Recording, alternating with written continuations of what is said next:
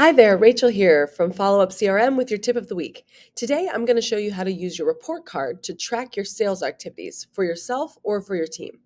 This ensures that users across the platform are staying on track with their sales activities. So, from your dashboard, if you navigate over to Report Card, come over here and fix a date range. Let's say last 30 days. And a user. We're going to say myself, Rachel Hughes.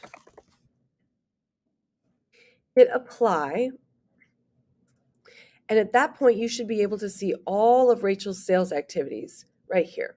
When you hit expand all, you can see the individual activities that she's completed over the last 30 days. You can either expand all here or contract all here, or you can check on individual sections by using these plus signs. All right. And as always, if you have any questions, don't hesitate to reach out in the help chat or check out our helpful hints in the Help Center. And happy selling.